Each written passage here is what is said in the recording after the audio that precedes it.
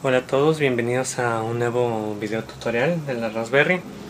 En esta ocasión vamos a ver cómo controlar un display LCD de 16x2 con nuestra Raspberry.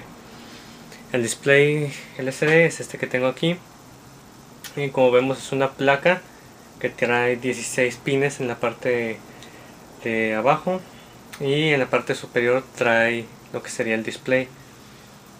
Trae dos pequeños circulitos que vendrían siendo los controladores, un controlador Hitachi en este caso, y vamos a ver cómo se distribuyen sus pines. Primero hay que decir que tiene 16 pines y hay veces que tiene 14 dependiendo si tiene retroiluminación o no. Los primeros dos pines son de alimentación del display. Primero es GND y después VCC. VCC serían 5 voltios. Después viene el pin 3, que es el pin de contraste. Este va conectado a un potenciómetro, por lo general de 10 kilos. Y con ese manejamos qué tan oscuro o qué tan claras se ven las letras de nuestro display. Después en el pin 4 tenemos el selector de registro. Este pin, cuando está en cero, los octetos de datos son tratados como comandos. Cuando está en alto, los octetos de datos transferidos son tratados como datos a desplegar en la pantalla. El pin siguiente, que es RW, es lectura y escritura. Cuando este pin está en alto, está habilitada la lectura, y cuando está en cero, está habilitada la lectura. El siguiente es el pin 6, que es el habilitador, Enable. Los 8 siguientes pines de D0 y D7 son pines de datos. Aquí es donde estaremos conectando a nuestra Raspberry, y por ahí saldrá la información de nuestra Raspberry al display con las letras que vayamos a mostrar. Como vemos, son 8 pines. Obviamente conectar cada uno de estos, por ejemplo el de RS, el de Enable, el RW no se conecta a la Raspberry, pero con estos dos y los 8 pines de datos, bueno, tendríamos 10 pines que utilizar de nuestra Raspberry. Incluso si lo usamos en un Arduino, eso serían muchos pines solamente para un display. Así que lo que se hace es usar solamente 4 de los pines de data, que serían estos últimos 4, sería el 11 al 13 si no me equivoco, o el 14, y los otros quedan deshabilitados. Obviamente, como son 8 pines, son 8 bits, o sea un byte, y lo que se hace, en lugar de mandar los 8 bits directamente, la palabra se divide en 2. O sea, se mandan 4 bits y después 4 bits, conocidos como nibbles o nibles, como le quieran decir, que serían 4 bits. Los últimos dos son los LEDs de retroiluminación. El 15 es el ánodo y el 16 es el cátodo. Se le llama 16x2 porque tiene 16 columnas y 2 filas. En cada columna podemos poner un carácter, y hay displays de 16x2, 16x1, 16x4, etc. Ya displays más grandes ya se miden por píxeles. Entonces, ¿cómo controlamos esto con nuestra Raspberry? Hay que ver primero que en Arduino, si hemos manejado Arduino, hay una librería que se llama Liquid Crystal, y esta nos sirve para conectar nuestro display y controlarlo con el Arduino. Aquí simplemente agregamos la librería, creamos un objeto de tipo LCD, le asignamos los pines de datos, el de RS, el habilitador, y listo. En el caso de nuestra Raspberry no hay librerías para controlar el display, así como tampoco hay librerías para controlar servos, ni tampoco hay librerías para controlar sensores ultrasónicos. Así que vamos a ver cómo conectarlo a nuestra Raspberry.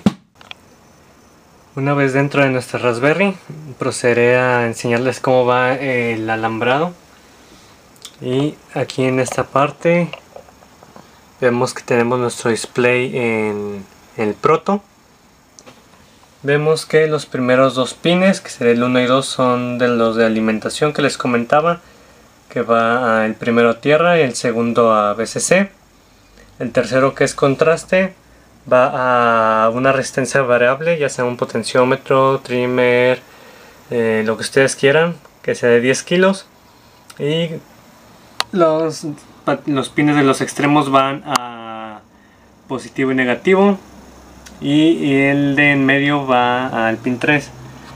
El pin 4, que es el que les decía, el selector de registro, va al pin 25. El pin 5 es el de escritura y lectura, va a tierra porque lo que queremos hacer es escribir en nuestro display. Después el habilitador va al pin 24, que es el pin 6 de nuestro display. Luego los siguientes 4 pines se dejan desconectados, y después a partir del pin 11 comenzamos a conectar. El pin 11 va al pin 23. Ocupo mencionarles que estoy usando la numeración de Broadcom en esta vez, no estoy usando la física como antes.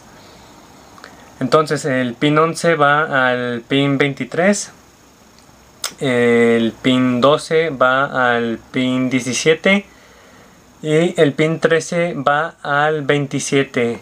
Hay que tener mucha precaución aquí porque dependiendo de la versión que estemos usando en nuestra Raspberry, por ejemplo yo estoy usando la 2, el pin 27 tiene ese nombre, pero en la revisión número 1 tiene este pin tiene el nombre de pin 21. Así que hay que tener mucho cuidado con eso, dependiendo de nuestra Raspberry, ya sea Rep 1 o Rep 2, puede ser el pin 27 o pin 21, depende de cuál sea.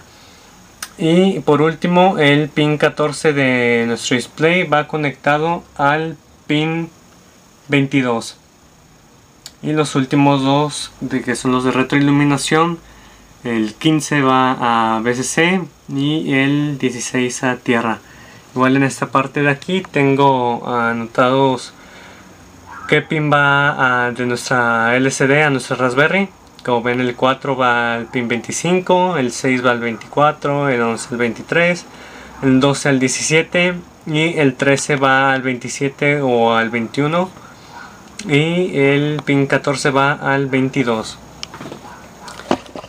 Ok, entonces, como les había mencionado, nosotros no tenemos en nuestra Raspberry una librería para poder controlar nuestro display. Así que otra cosa que ocupo mencionarles es que no estoy usando Arch en esta ocasión, estoy usando Occidentalis, que es la variación o el distro de Adafruit basado en Raspbian. ¿Y por qué lo estoy usando? Bueno, porque tiene algunas cosas muy interesantes, algunos parches en el kernel, algunos comandos extra, y bueno, esto ya lo veremos después. Lo importante es que Adafruit nos proporciona un código para poder controlar nuestro display. En la página de Adafruit les dejaré el link en la descripción. Nos pone un tutorial sobre cómo hacer esto, pero obviamente está en inglés. Yo lo que estoy haciendo es explicárselos en español, aparte de que para controlar nuestro display hay muchos códigos en internet, o sea que podemos usar cualquiera de esos códigos e igual nuestro display va a funcionar. Pero en el caso del código de Adafruit, lo que tiene es que es muy completo, trae muchas funciones. Por ejemplo, este es el código y vemos que tiene una clase que se llama Adafruit-char LCD.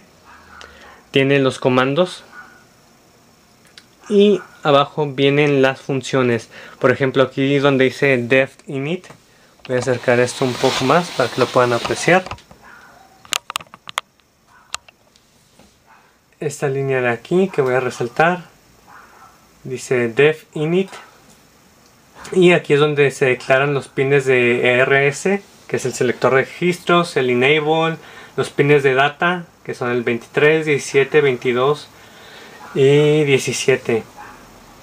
Y bueno, aquí empieza a hacer las funciones, por ejemplo, funciones para inicializar la pantalla, con cuántas líneas, cuántas columnas. Para que nos lleve a la primera posición tenemos la de Home, esta de aquí arriba, función Home. Hay otra función para limpiar pantalla que se llama Clear. Hay otra para posicionar el cursor. Hay otra para que no muestre nada en el display. Otra para que sí despliegue mensajes.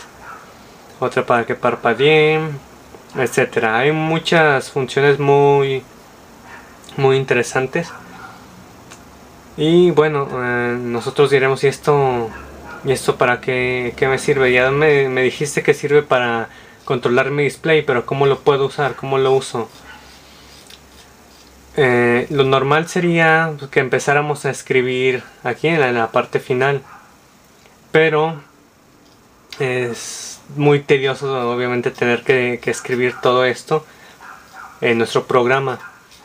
En el caso de Arduino es fácil porque nada más tenemos que importar la librería y listo. Entonces, ¿cómo lo hacemos en Python? Muy sencillo. Vamos a utilizar este programa como un módulo de Python. Un módulo es el equivalente a una librería en C. Como en C tenemos librerías, que es un programa normal con las funciones que vamos a utilizar, pero le cambiamos la extensión de .c o .cpp a .h, y con eso le decimos a C que es una librería. En el caso de Python no es necesario. El programa tal cual, este de Adafruit, nos sirve para importarlo así directamente, como si importáramos una librería. Por ejemplo, aquí vemos este programa que yo he hecho. Es un programa muy sencillo. Lo único que hace este programa es que le pide al usuario en la consola una cadena, que ingrese una cadena y se la despliega en el display. Es todo lo que hace. Así que vamos a ver.